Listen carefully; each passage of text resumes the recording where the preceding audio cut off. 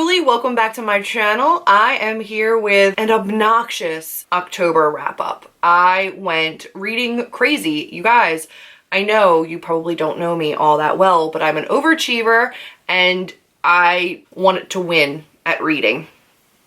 I read a lot. I tried to pick this pile up in the thumbnail.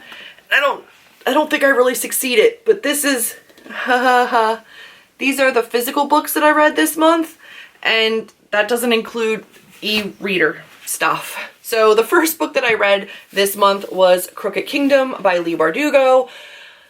Listen, I'm not going to say anything more about it because honestly, there's nothing more that needs to be said about it. It's phenomenal. It's amazing. 5-star. I loved it. I loved it. I loved it. If you want to know more about it, please go watch my review. The first couple of minutes are completely non-spoilery, and then I get into an in-depth chat.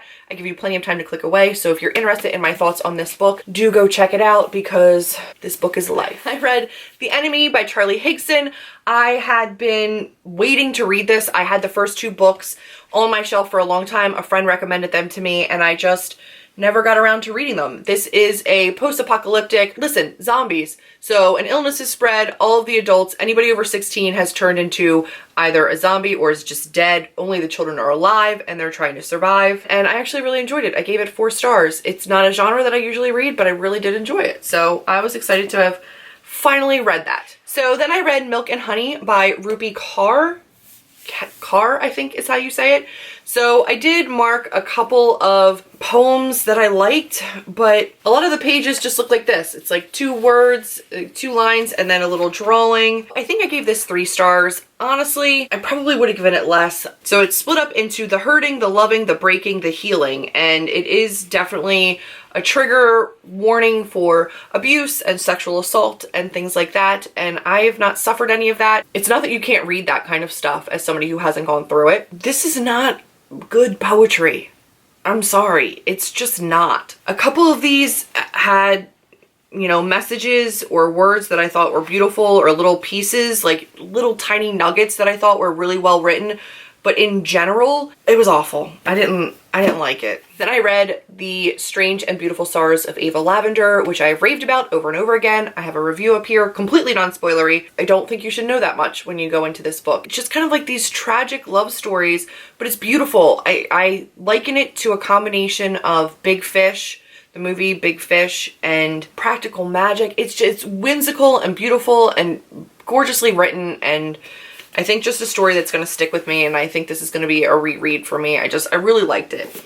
I read Sweet Peril, so this was the second book in the Sweet series by Wendy Higgins, and I think I gave that 4 stars. I have a whole video on my Spookathon, so I have a wrap-up of all of these. I will link it up above, but I did read 5 books for my Spookathon challenge. First one was This Savage Song by Victoria Schwab. Guys, this book was great. It was a non-romantic Romeo and Juliet set in a post-apocalyptic urban fantasy kind of a realm. It's just great. It's about monsters and humans, and every horrible crime creates a monster, and people are trying to stay safe from monsters. It's just, listen, it's beautiful. It really is a beautiful story, and I think you should read it. So. And then I read Charlie Higson's The Dead, which is the second book of the Enemy series. I did not realize that this one was going to be, like, it didn't pick up where The Enemy left off. It was like a prequel that eventually caught up. I mean, this world is insane. It's intense. It's really super intense. But what I like about these books is that they're written as if they're almost like middle grade level. So definitely too violent for middle grade, but it's an easy, quick read. It's not a difficult read at all. Again, nobody over 16 is alive, so the language that's being used is, you know, very easy to read, even though the plotting and political kind of like scheming and tribes of kids is very complicated and complex. The books are very easy to read, and I really enjoyed it. So I gave this one a 4 too. Then I read Remade, which was a part of my original TBR for Spookathon. This is an episode, so it was only like 30 pages, and this came in an Owl Crate unboxing. It's a post-apocalyptic sci-fi alien-ish, I think, book, but the first 30 pages did not grip me enough to want to continue to search out and hunt out how to get the rest of these episodes. I think I gave that 3 stars. Then I read The Unbecoming of Mara Dyer. This one is by Michelle Hodkin. The build on this was really slow. The character building in this was like meh. I didn't really care about them. at all. I think I gave this 3.5 stars. The end was a bit more gripping. It got better towards the end. What I didn't like is that, again, you are facing unreliable narrators. So you've got Mara, who wakes up after an accident. Her best friends and her boyfriend are dead, and you don't know what happened, and her mind, as one does after trauma like that, has blocked out the events. So she has no idea what happened. She's the only one who could tell them what happened. You're never really sure how reliable her narration is because she's having flashbacks and trauma and post-traumatic stress issues. But I never really started to like feel for Mara or identify with her. If you're interested, read it. It wasn't my favorite, but I'm going to continue with the series, so it wasn't that bad, you know? And then I finished the Sweet series by Wendy Higgins. I read Sweet Reckoning. This was the end. There is a 4th book told from Kai's point of view, but I don't really feel the need to read it. It did have a couple plot points that felt really super rushed, but other than that, it wrapped up pretty nicely. I was happy with it. The epilogue on this was really cool. So I feel at peace with this series. I can move on now, but I did actually really enjoy it. Then I read It Ends With Us, which is not fluffy, but it was a very quick, easy read. But this was my very first Colleen Hoover book, and from what I understand, it's not necessarily her like norm. It's a little deeper. It has like a heavier topic than some of her other books, I think, at least according to the author's note in the end, which I do suggest you read, but only after you've read the book. So I had like all the feels at this book and all the tears. A lot of tears. It was really great. I really, really did enjoy it. And I don't usually go for the straight romance stories very often, but this had a lot of very well written plot points and character struggles and inner conflicts, and I found myself really, really enjoying it. So I gave it a 4.5, but I think I downgraded to 4 stars on Goodreads because Goodreads. The last book that I'll say that I read was Uprooted by Naomi Novik and Novik. I always want to say Novak. This is the British cover. I was really intrigued by this. I thought that it was a new adult sexy time book. It is not.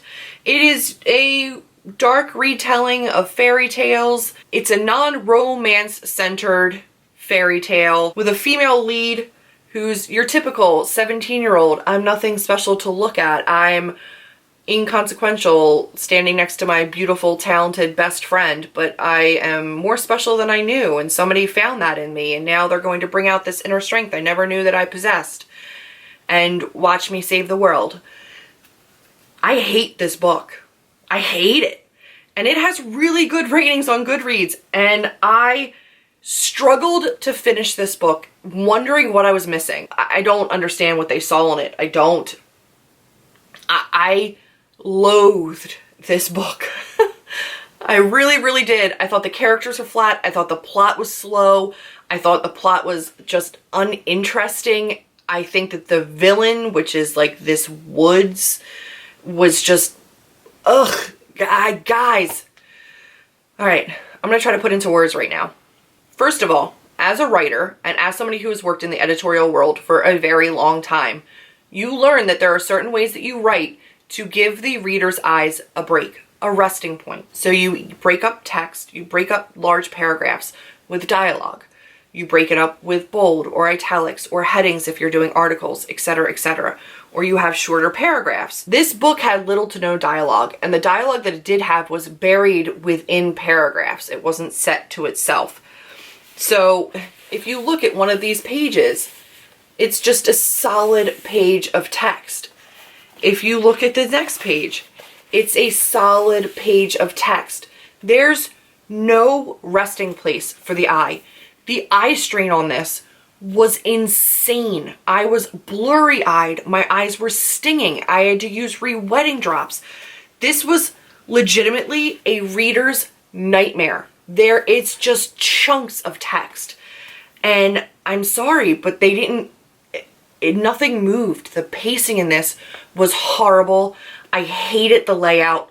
Honestly, I don't know how any editor let this go through and thought that a reader could get through over 400 pages of blocky text with a plot that just plods along, with characters that are not gripping, with a romance that is just, what? You have a 17-year-old with like a wizard who's centuries and hundreds of years old, and first of all, Listen, it's not romance driven, but you can feel that that is eventually going to come, and it's not Beauty and the Beastie, it's not sexy, it's not cute, it's just no. There's not a redeeming thing about this book. I think I gave it 2 stars on Goodreads purely out of the goodness of my heart because I know how much work an author puts into a book, and I just... Usually I will just say, not for me, and kind of go my merry way, or find something redeeming about a story and then focus on that instead of the negatives. But honestly, guys, I don't understand how this is over 4 point anything rating on Goodreads. I despise it. Absolutely despise it. But enough about that. I want to go on to more, because yes, I have more books. 12 physical copies of books that I read this month. So 12 physical, down, read. That in and of itself, I think, is pretty stinking impressive, at least for me. And then I have 6 audiobooks that I finished. And I know some people don't include audiobooks as being read, but with the amount of time that I spend in my car and commuting and running errands, I listen to a lot of audiobooks because I would rather do that in the car than listen to pop music or something. So I finished The Grown Up by Gillian Flynn. That is a short story that used to be in a short story anthology that she published on her own. It was short. It was a really quick listen. I think I gave that a 3.5 stars. I'm realizing Gillian Flynn is just not my favorite. I don't enjoy her writing.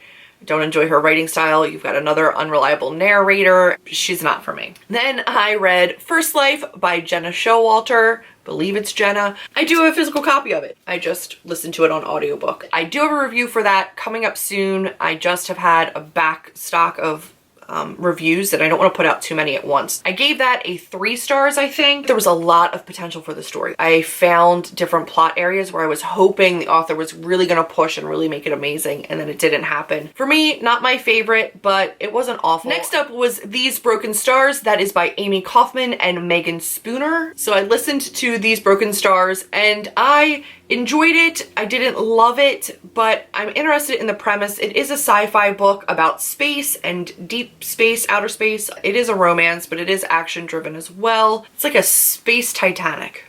There's a crash. 2 people are left alive. They have to try to make it on this like abandoned, forgotten, uninhabited planet, and mystery ensues. I thought that it was good. The characters were young, younger than you think given their dialogue, and that was an issue for me. Their ages weren't believable. I don't understand why they didn't just go like new adult with it and age up the characters. I think I ended up giving this one a 3.5 stars. The next book that I listened to was Everything Everything by Nicola Yoon. I gave this 4 out of 5 stars, and I think almost everything in this book was predictable, and I saw all of the like plot twists coming, but I did really enjoy the writing style. I thought that it was a well-told story. It touched on some very, very poignant mental health and grief and grieving and domestic abuse topics that I thought were handled very well. I gave this a 4 out of 5 stars. I'm excited to read more by Nicola Yoon. Then I had 4 by Veronica Roth. This was an additional book to the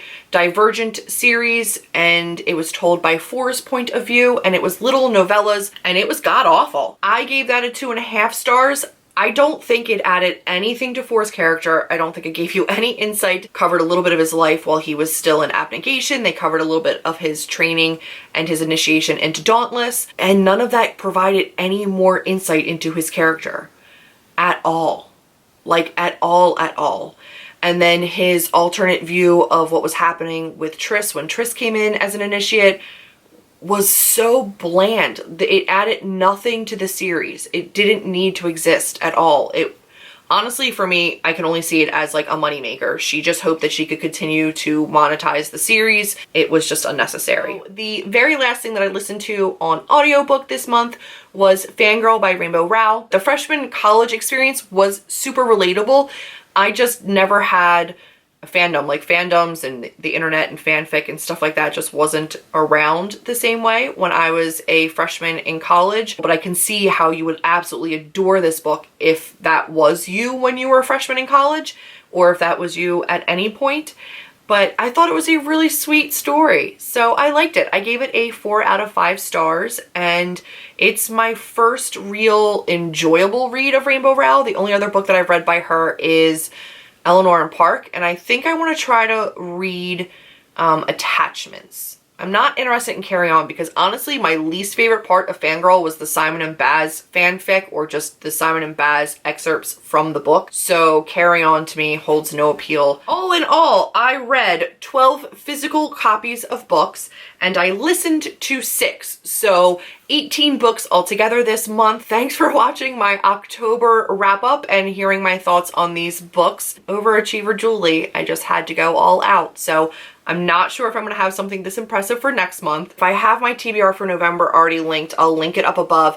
Be sure to comment down below if you read any of these books as well and had any thoughts on them. I love talking to you guys in the comment section. I look forward to it most about all of my video publishing. So if any of these were on your TBR or if you read any of these this month, go ahead and leave me your thoughts down below. I really look forward to it. And if you posted video reviews of any of these, link them down below. I'd love to see them. Thank you so much for watching. If you enjoyed the video, be sure to give me a big old thumbs up and click subscribe so you can stick around for more, and I will see you in my next video.